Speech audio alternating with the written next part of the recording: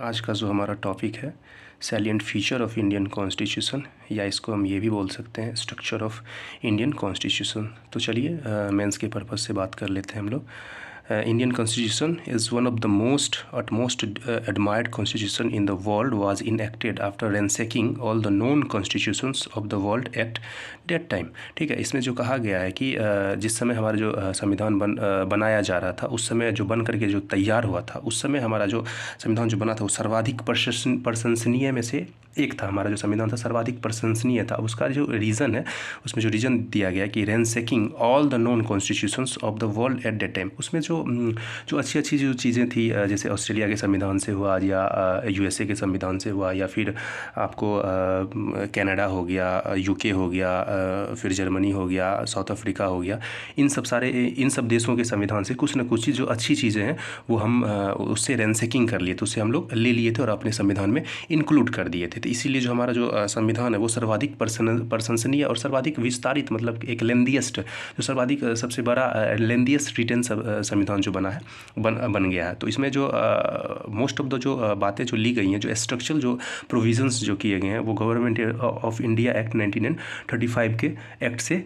इसका जो structural provision किया गया है, गवर्नमेंट इंडिया एक्ट 1935 से किया गया है। ठीक है, तो चलिए बात करते हैं आगे। द कॉन्स्टिट्यूशन ऑफ इंडिया है सेवरल सेलिएंट फीचर। चलिए, तो सेवरल सब सेलिएंट फीचर जो भी जो फीचर्स हैं, तो उसको हम लोग एक शॉर्ट्स में देख लेते हैं हम लोग। तो छोटी एक हम शॉर्ट नोट्स में बनाए हैं एक हम, तो उसको हम लोग थोड़ा सा देख लेते हैं। चलिए, तो ये रहा हमारा शॉर्ट नोट्स।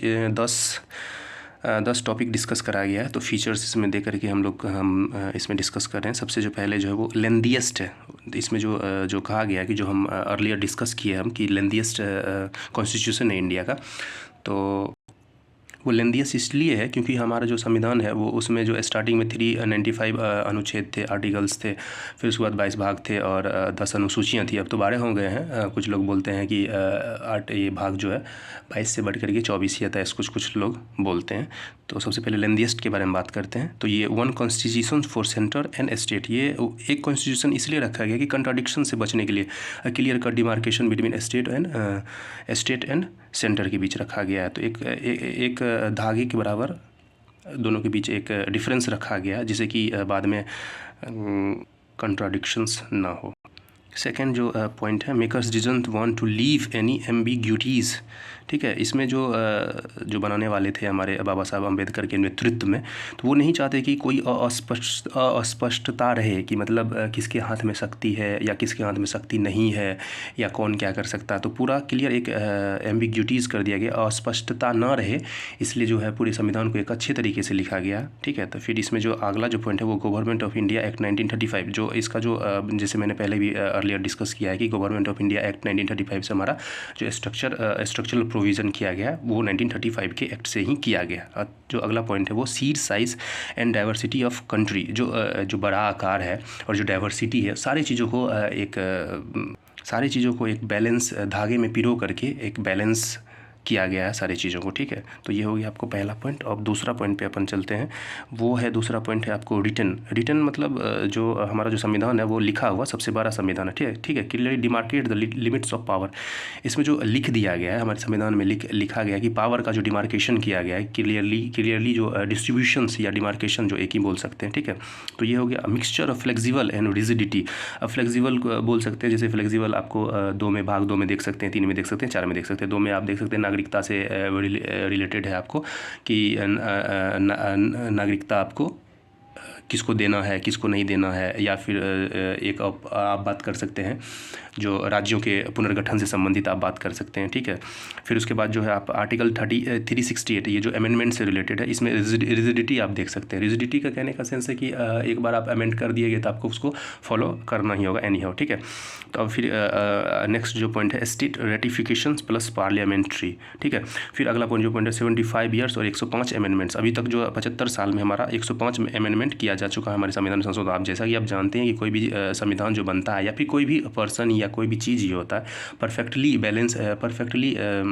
परफेक्टली परफेक्ट नहीं होता है। इसीलिए जो होता है कि हमारे संविधान में 368 में प्रोविज़न किया गया है कि संविधान को संशोधन करने का एक प्रावधान किया गया। इसलिए जो है अभी तक 105 अमेंडमेंट हो चुका है हमारे संविधान में, ठीक है।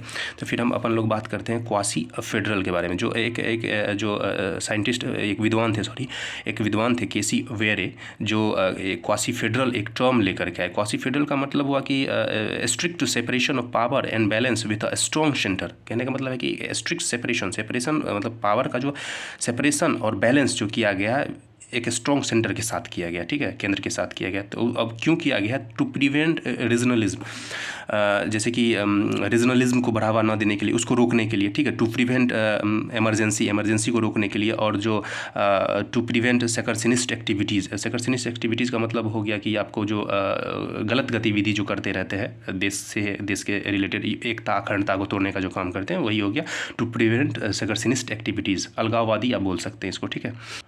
चौथा जो पॉइंट है आपको parliamentary, Indians were already used to this system. हाँ, कहाँ ही ये तो हम लोग ऑलरेडी यूज़ कर रहे हैं। It was suitable for upholding diverse in interest of diverse group. इसमें कहा जा रहा है कि जो डाइवर्स टाइप के लोग हैं, जितने तरह के लोग उतने तरह के पॉलिटिकल पार्टीज़ है। जो आप चाहें तो आप बीजेपी को फॉलो कर सकते हैं, आप चाहें तो आप कांग्रेस को फॉलो कर सकते हैं, या AIMIM को, जिसको भी करना है। ये इसमें कहा गया है कि suitable for upholding diverse interest. जिस तरह का आपका इंटरेस्ट है उस तरह की आपको पॉलिटिकल पार्टी आप उसको फॉलो कर सकते हैं, कोई इसमें बैरियर नहीं है, ठीक है। क्लोज रिलेशन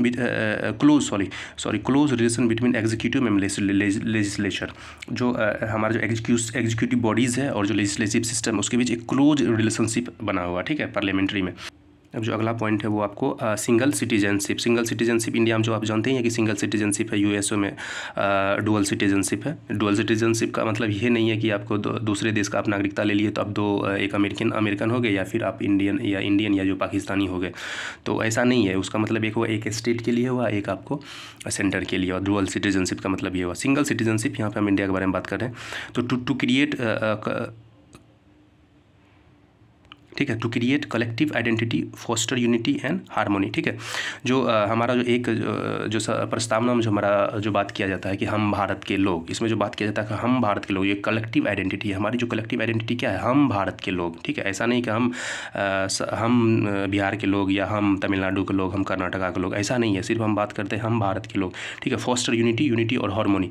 यूनिटी के बारे में बात किया जाता है और फिर हारमोनी के बारे में बात किया जाता है। ये 5th नंबर पॉइंट हुआ। आपको 6th नंबर पॉइंट पे ले चलते हैं, ठीक है। कॉन्स्टिट्यूशनल सॉवरेनिटी, ठीक है। इसमें यह कहा गया कि पार्लियामेंट ही सारा चीज़ नहीं है। इसका मतलब parliament is not sovereign and can act only with in the limits prescribed bye constitution. कहने का मतलब कि पार्लियामेंट ही सब कुछ नहीं है। जो आपको संविधान जो बना करके दिया गया है, वो उसके अकॉर्डिंग आपको वो जो प्रिस्क्राइब करेगा, जो चीज़ें आपको फॉलो करनी है, ठीक है। जो लॉ बना करके दिया गया, उस लॉ को आपको फॉलो करना पड़ेगा, ठीक है। वो पार्लियामेंट को भी करना पड़ेगा और आम नागरिकों को भी करना पड़ेगा। ये system of check and balance, ठीक है। कॉन्स्टिट्यूशनल सॉवरेनिटी में एक बात करते हैं system of check and balance के बारे में, ठीक है। अब अगला बात करते हैं 7th पॉइंट पे, balance between parliamentary sovereignty and judicial supremacy. इसका मतलब ये है कि जो एक बैलेंस बना दिया गया है कि ना तो आपका पार्लियामेंट एक सुप्रीम हो सकता है, ना ही आपका जुडिशरी सिस्टम सुप्रीम हो सकता है। दोनों के बीच एक बैलेंस बना दिया गया है कि कोई एक दूसरे को दबा ना सके, ठीक है।